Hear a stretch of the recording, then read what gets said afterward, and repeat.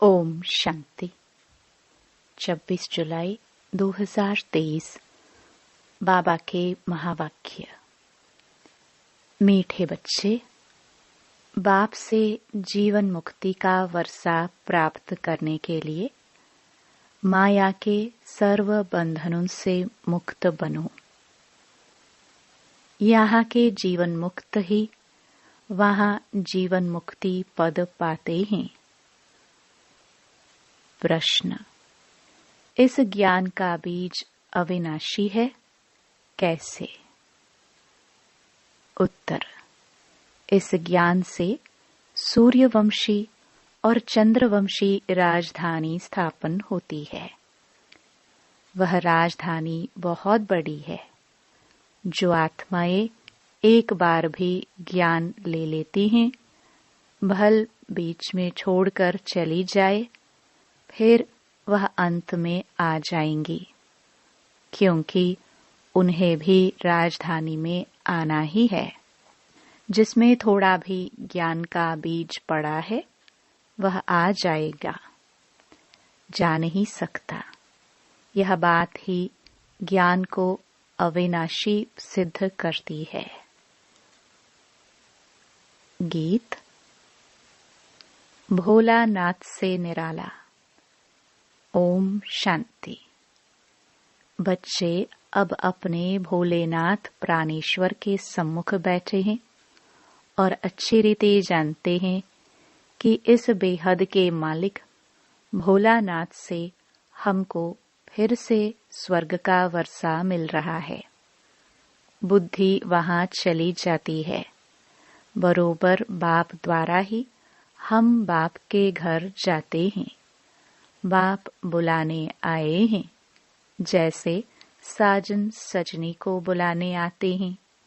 एक साजन आकर सब सजनियों को गुलगुल बनाते हैं। उनका नाम ही है पतित पावन। परंतु बच्चे बाप को भूल जाते हैं। यह भूलना भी ड्रामा के अंदर है। बाप आकर सभी राज समझाते हैं। तुम लकी सितारों का मर्तबा बाप से भी ऊंच है। जैसे बाप ब्रह्मांड का मालिक है, वैसे तुम भी ब्रह्मांड के मालिक हो। तुम भी मुझ बाप के साथ रहने वाले थे।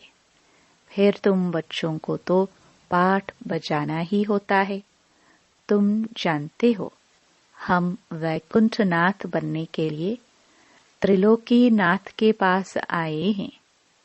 बाप कहते हैं, बच्चे तुम भी इस समय त्रिलोकी नाथ हो, तो मैं भी त्रिलोकी नाथ हूँ। फिर सतयुग आता है, तो उसके नाथ तुम बनते हो, मैं नहीं बनता हूँ। मैं आता ही हूँ तुम्हारी आत्मा को रावण के दुखों से छुड़ाने। रावण से तुम्हें बहुत दुख मिला है। ड्रामा को तो बच्चे समझ गए हैं। इनके 4 युग नहीं, बल्कि 5 युग हैं। 4 हैं बड़े, एक संगम युग लीप युग है। यह नॉलेज भी बच्चों के ध्यान में होनी चाहिए, क्योंकि ज्ञान सागर के तुम बच्चे बने हो। भक्ति मार्ग में उसकी महिमा की जाती है। तुम ज्ञान के सागर, शांति के सागर हो। यह महिमा फिर वैकुंठनाथ की नहीं होती। उनको फिर कहा जाता है सर्वगुण संपन्न, 16 कला संपूर्ण। इस कलयुग में तो होते नहीं, तो जरूर कोई बनाने वाला आया होगा। तो स्वर्ग के मालिक सिर्फ तुम ही बनते हो। ब्रह्मा, विष्णु, शंकर, जो सूक्ष्म वतनवासी देवताएं हैं, उनको भी युगल दिखाते हैं, प्रवृत्ति मार्ग दिखाने लिए। तो स्वर्ग भी यहाँ ही होता है। ब्राह्मण वर्ण से तुम देवता वर्ण में आएंगे, फिर क्षत्रिय वर्ण में आएंगे। सयाने बच्चे जो होते हैं, वह अच्छी रीति पढ़ाई पर ध्यान देते हैं। अज्ञान काल में भी बच्चा होता है तो समझते हैं वारिस आया है। तुम भी मम्मा बाबा कहते हो तो वारिस ठहरे ना। जैसे गांधी को बापूजी कहते थे, यूं तो भारत में माता पिता बहुतों को कहते हैं, बुजुर्ग को पिताजी कहते हैं, सिर्फ कहने मात्र कह देते। यह तो सभी का बापूजी है ही। प्राणेश्वर अर्थात सभी आत्माओं का ईश्वर बाप है। बाप कहने से वर्षे की खुशी दिल में आती है, वह भासना आती है। तुम बच्चों को भी नंबरवार पुरुषार्थ अनुसार भासना आती है। बरोबर बेहद का बाप आकर राजयोग सिखलाते हैं। ब्रह्मा विष्णु शंकर तो राजयोग सिखला न सके, भगवान वच है। देवी देवताएं हैं, दैवी गुण वाले मनुष्य। परमेश्वर मना गॉड फादर। भारत में भी कहते हैं परमपिता परमात्मा, सुप्रीम गॉड फादर। तो बुद्धि ऊपर में चली जाती है, क्योंकि जानते हैं फादर ऊपर में रहते हैं। अभी तुम बच्चे समझते हो, हम भी वहां के रहने वाले हैं। अभी हम उस प्राणेश्वर के सम्मुख बैठे हैं। बाप सम्मुख याद दिलाते हैं तो निश्चय करते हो, बरोबर यह कोई साधु महात्मा नहीं, हम माता पिता के सम्मुख बैठे हैं। क्यों उनके बने हो? माता पिता से भविष्य 21 जन्मों का वर्षा लेने। अगर निश्चय नहीं तो क्यों बैठे हो? कारण चाहिए। बिना पहचान कोई किसी के सम्मुख बैठ न सके। दुनिया में तो एक दो की पहचान होती है, यह सन्यासी है, यह गवर्नर है, यहाँ यह बाप तो है गुप्त। जबकि समझते हैं परमपिता परमात्मा परम धाम का रहने वाला है, फिर उसमें सर्वव्यापी की बात उठती ही नहीं। आत्मा याद करती है ओ गॉड फादर। खुद ही परमात्मा होते तो फिर पुकारते किसके लिए? बहुत थोड़ी समझने की बात है, परंतु माया ऐसा बना देती है जो समझते ही नहीं। जो बातें मुख से कहते उस पर विश्वास नहीं करते। माया संशय बुद्धि बना देती है। पुकारते भी हैं ओ गॉड फादर, फिर कह देते हम ही फादर हैं। तब पुकारते क्यों हैं? फादर अक्षर तो बच्चा ही कहेगा, याद एक को ही करना है। अभी तुम सम्मुख बैठे हो, जानते हो हम परमपिता परमात्मा के बने हैं, उससे वर्षा लेते हैं। अब तो नहीं भूलेंगे ना?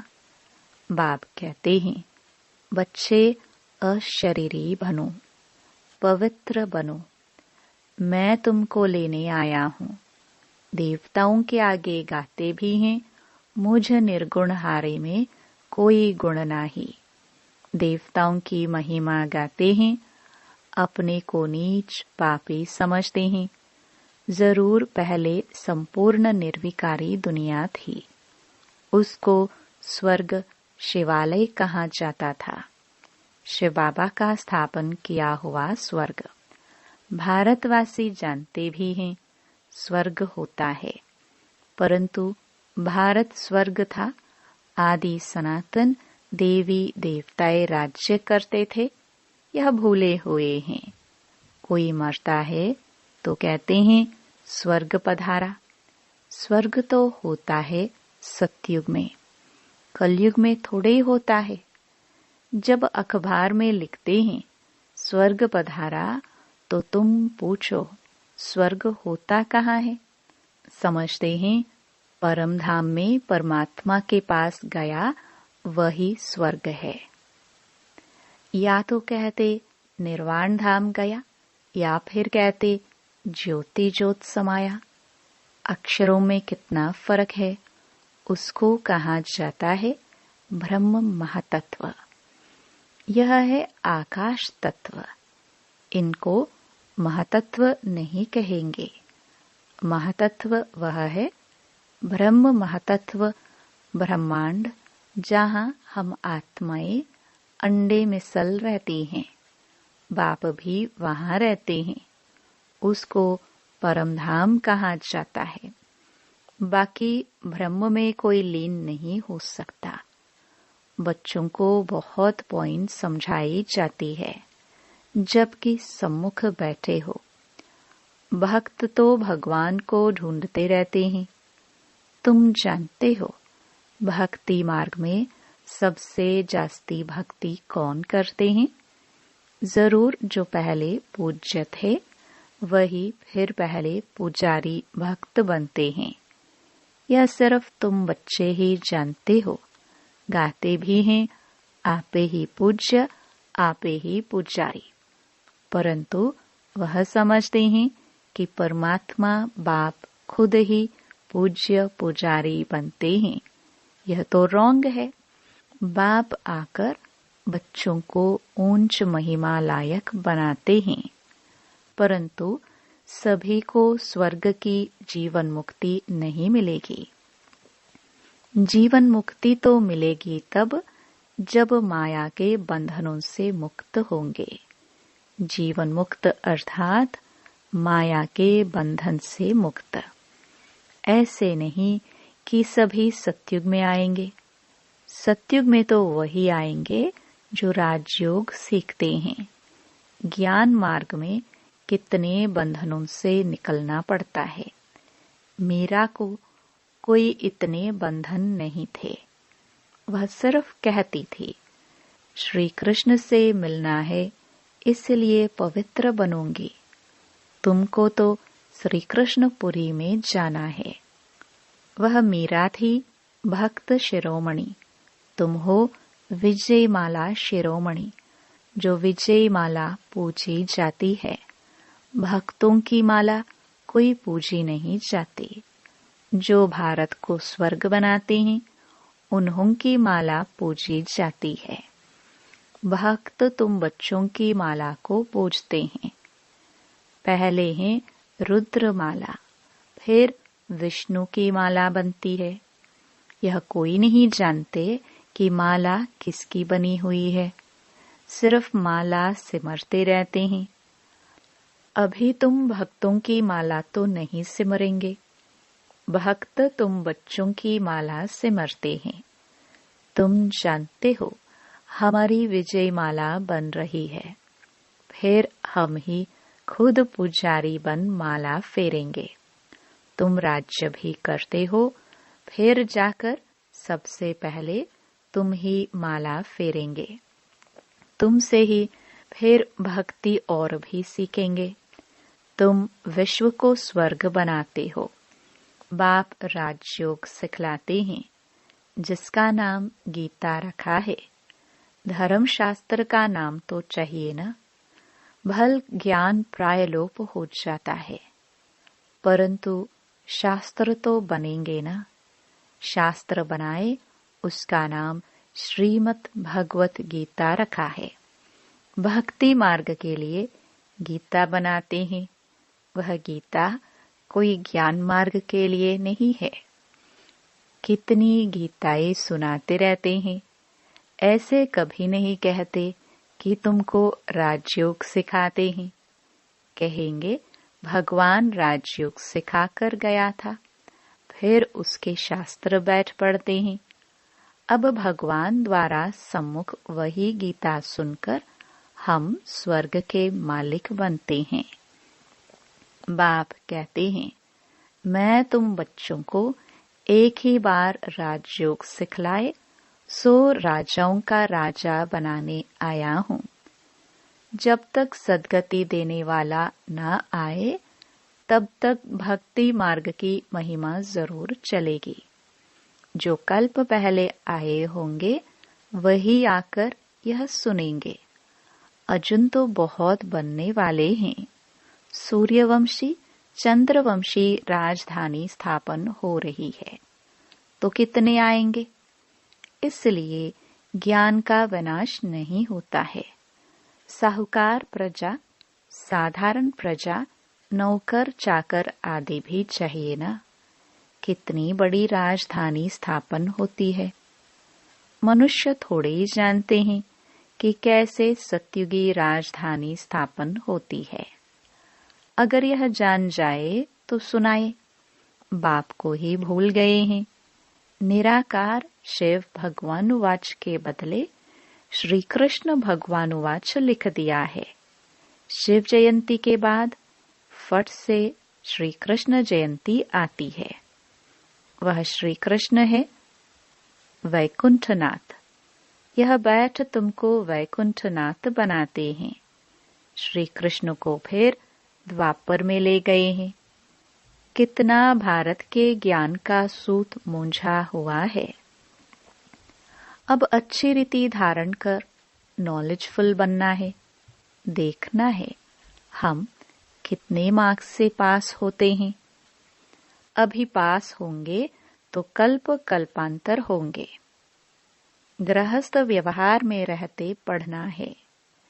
ऐसे तो कहाँ भी होता नहीं जो बूढ़े बूढ़िया स्त्री पुरुष बहू आदि सब आकर पढ़े।